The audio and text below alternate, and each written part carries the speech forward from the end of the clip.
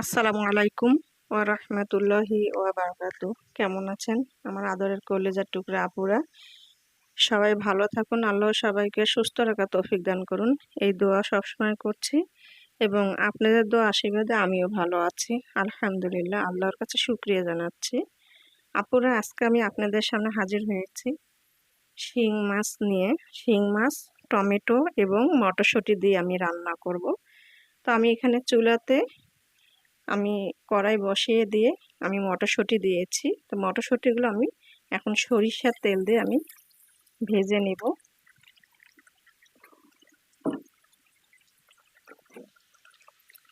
দিয়ে দিলাম সরিষার তেল।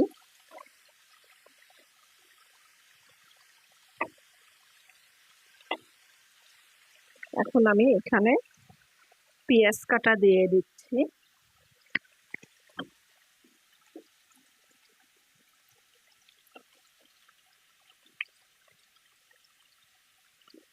পেঁয়াজ দিয়ে দিলাম।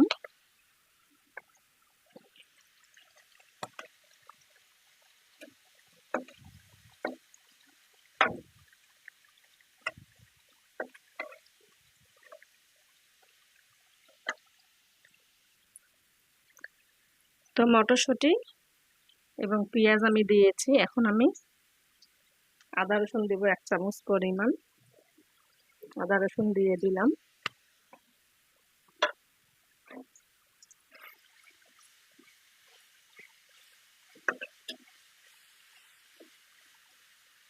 দিয়ে দেব হলুদ গুঁড়ো,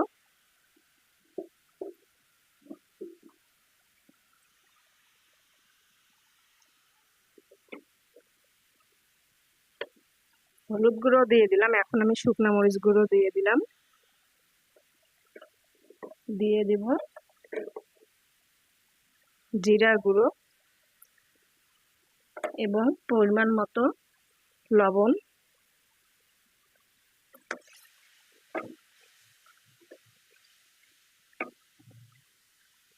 এখন আমি এখানে টমেটো দিয়ে দেব।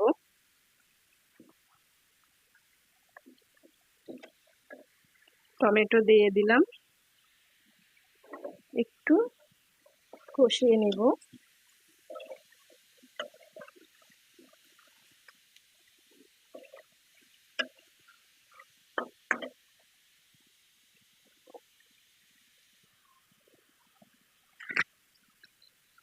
আপুরা দেখুন, টমেটো এবং মটরশুঁটি কষানো হয়ে গেছে। এখন আমি এখানে শিং মাছগুলো দিয়ে দিব।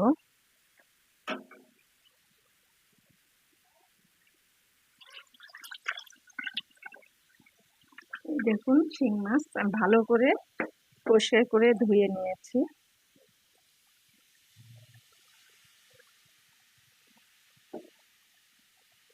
এখানে বড় সাইজের 2টা শিং মাছ।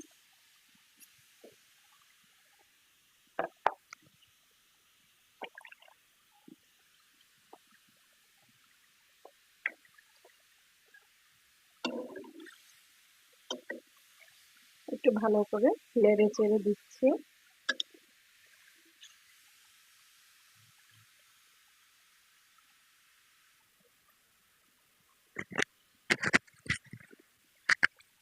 এবার আমি ঢেকে দেব, দিয়ে একটু শিং মাছগুলো কষিয়ে নেব।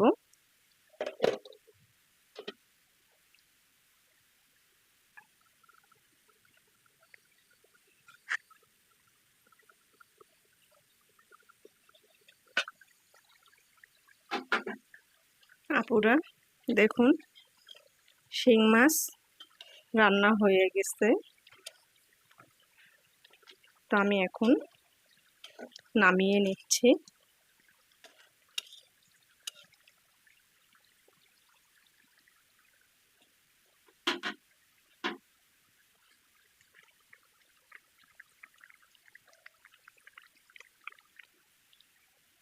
নামিয়ে নিয়ে আসলাম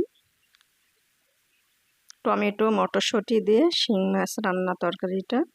আপুরা, কেমন হয়েছে রান্নাটা অবশ্যই কমেন্টে জানাবেন এবং লাইক দিন, বেশি বেশি করে শেয়ার করুন, সাবস্ক্রাইব করতে একদমই ভুলবেন না।